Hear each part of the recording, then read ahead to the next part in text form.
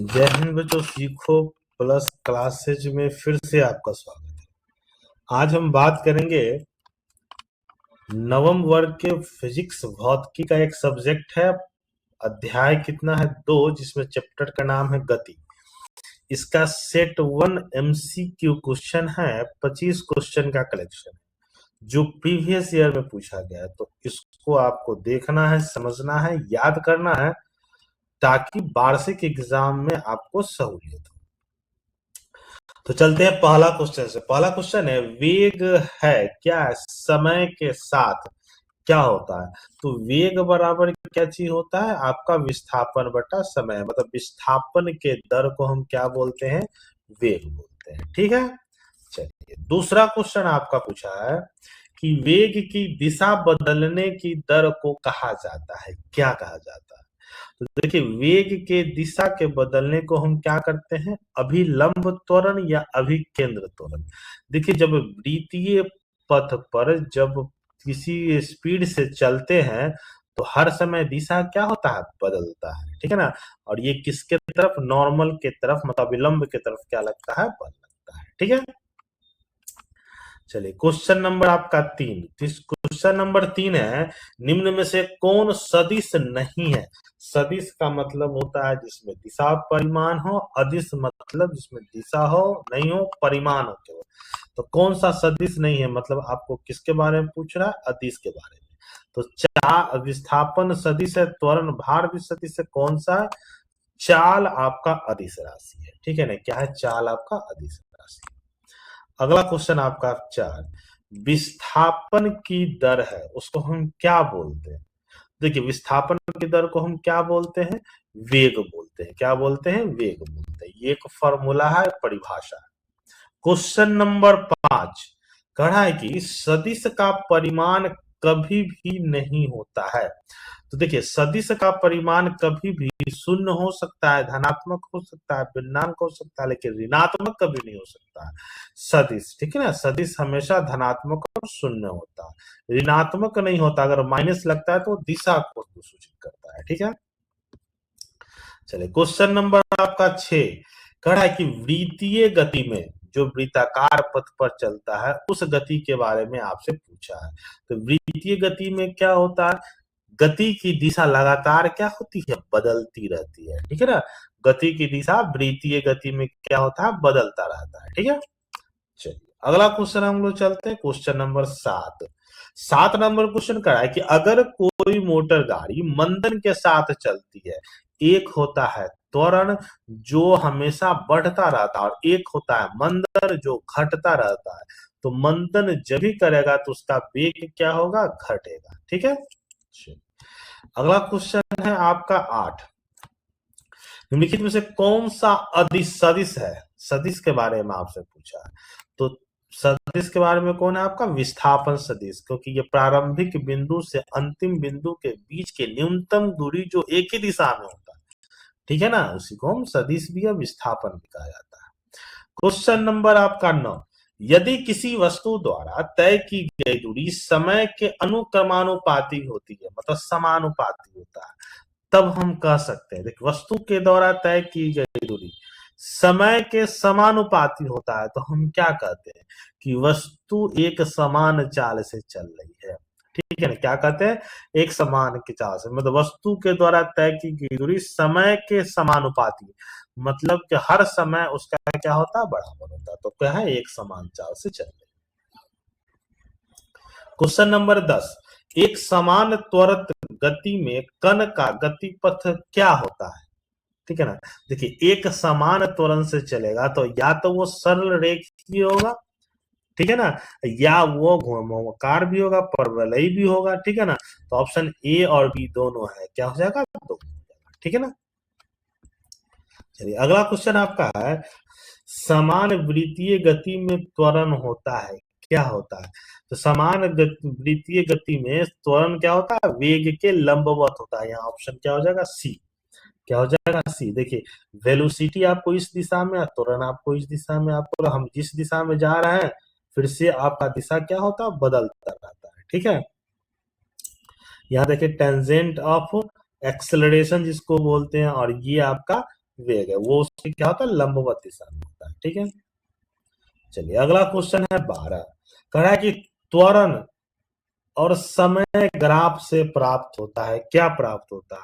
देखिए त्वरण और समय ग्राफ से जो प्राप्त होता है वो क्या होता है, वेग में परिवर्तन। ठीक है ना, क्योंकि वेग में परिवर्तन के दर को ही हम क्या बोलते हैं, त्वरण बोलते हैं। ठीक है, चलिए क्वेश्चन नंबर आपका 13, किसी कण या स्थिति सदिश होता है तो प्रेक्षण से कण के तक को हम क्या कहते हैं, कैसा होता है? तो देखिए, तो ये तो या तो सीधी या सरल रेखीय दूरी तय करता है। ठीक है, किसी कण की स्थिति सदिश हो, सदिश मतलब एक ही दिशा में, प्रेक्षक से, प्रेक्षक मतलब यहाँ से और कण तक के जो आपका होता है दूरी, वो क्या होता है, सीधी या सरल रेखीय। ठीक है, चलिए क्वेश्चन नंबर आपका 14, निम्नलिखित में से सदिश राशि कौन है? तो सदिश राशि ये सब अदिश है, सदिश कौन है आपका, विस्थापन। ऑप्शन क्या हो जाएगा आपका, डी। ठीक है, क्वेश्चन नंबर आपका 15, वेग का मात्रक निम्नलिखित में से कौन है? देखिए वेग और चाल दोनों का मात्रक वही होता है, मीटर प्रति सेकंड। क्या होता है, मीटर प्रति सेकंड। ऑप्शन क्या हो जाएगा, ए।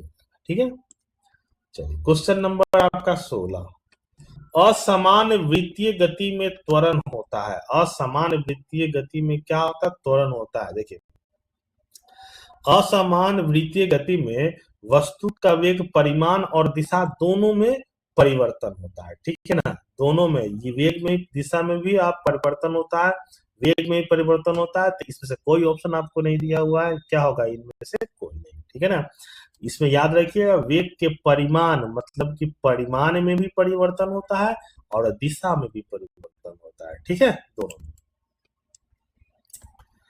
अगला क्वेश्चन है 17, ओमेगा संकेत है, किसका संकेत है? ओमेगा किसका संकेत है, कोणीय वेग का। ऑप्शन क्या हो जाएगा आपका, बी। ठीक है, चलिए अगला क्वेश्चन आपका है 18, कि बल एवं विस्थापन दोनों सदिश है तो कार्य जो बल एवं विस्थापन का गुणनफल होता है वो क्या होता है? देखिए कार्य बराबर होता है फोर्स इंटू विस्थापन। तो इसमें भी एक विस्थापन है और इसमें भी विस्थापन है। फोर्स का होता है मास इंटू एक्सेलरेशन और एक्सेलरेशन का होता है वेग बटा विस्थापन बटा समय। तो ये समय से समय क्या हो जाता है, कट जाता है। ठीक है ना, तो ये क्या बन जाता है आपका, अदिश राशि बन जाता है। ठीक है ना, याद रखिएगा कार्य के बारे में जो चर्चा हो रही है, कार्य का SI मात्रक क्या चीज होता है, जूल होता है। ठीक है ना, या इसको बोलते हैं न्यूटन मीटर बोलते हैं। क्या बोलते हैं, न्यूटन मीटर। न्यूटन मीटर क्या होता है, ये कार्य का होता है। ठीक है, चलिए क्वेश्चन नंबर आपका 19, कह रहा है कि निम्नलिखित में से पहचाने की त्वरण का मात्रक क्या होता है? त्वरण क्या होता है, वेग बटा समय होता है और वेग का मीटर पर सेकंड बटा समय। तो क्या होगा, मीटर पर सेकंड और प्रति सेकंड, दो गो हो गया। वेग का होता है मीटर पर सेकंड और नीचे एक और सेकंड है तो मीटर पर सेकंड और ये प्रति सेकंड है। ठीक है, ऑप्शन क्या हो जाएगा आपका, डी। क्वेश्चन नंबर आपका 20 है। ठीक है, 20 नंबर क्वेश्चन, कारण यदि किसी वस्तु द्वारा तय की गई दूरी समय के वर्ग के अनुक्रमानुपाती होता है तो उसे क्या कहा जा सकता है? ठीक है ना, तो देखिए जब कोई वस्तु की दूरी समय, डिस्टेंस समय के वर्ग के अनुक्रमानुपाती होता है तो वो क्या कहेंगे, मतलब वो नियत कांस्टेंट मतलब नियत समय से वो क्या, नियत त्वरण से क्या है वो चल रहा है। ठीक है ना, क्या होगा, वो अचर, अचर मतलब होता है नियत कांस्टेंट जो नहीं बदलता है, वस्तु का त्वरण क्या हो जाएगा, वो अचर हो जाएगा। 21 नंबर आपका है कि औसत चाल क्या होता है? देखिए औसत चाल का होता है कुल दूरी बटे कुल समय। क्या होता है, कुल दूरी बटे कुल समय। तो क्या हो जाएगा, तय की गई दूरी और समय अंतराल का अनुपात, यही होता है तय की गई दूरी बटे समय। अगला क्वेश्चन है 22 नंबर, विस्थापन और तय की गई दूरी समान होते हैं किस पर? तो देखिए विस्थापन और तय की गई दूरी, अगर मान लीजिए कोई व्यक्ति सीधी रेखा पर चल रहा है तो उतना ही विस्थापन भी होगा, उतना दूरी ही होगा, मतलब सरल क्या होगा, रेखीय होगा। ठीक है, चलिए क्वेश्चन नंबर आपका 23 नंबर क्वेश्चन है, वेग का मान बदलने की दर को क्या कहते हैं? तो वेग के मान को बदलने की दर को हम क्या बोलते हैं? स्पर्श रेखीय त्वरण बोलते हैं, क्योंकि ये एक वृत्ताकार पथ पर ही संभव है। ठीक है ना, कि वेग प्रति सेकंड क्या है, वो बदल रहा है। चलिए क्वेश्चन नंबर आपका 24 कह रहा है कि यदि कोई ट्रेन त्वरण के साथ चलती है तो उसका वेग क्या होता है? देखिए, जब भी कोई त्वरण के साथ चलेगा तो तुरंत एक्सेलरेट करते हुए चलता है तो उसका वेग क्या होता है? बढ़ता है। लेकिन जब कोई मंदन के साथ चलेगा तो उसका क्या करेगा? घटेगा।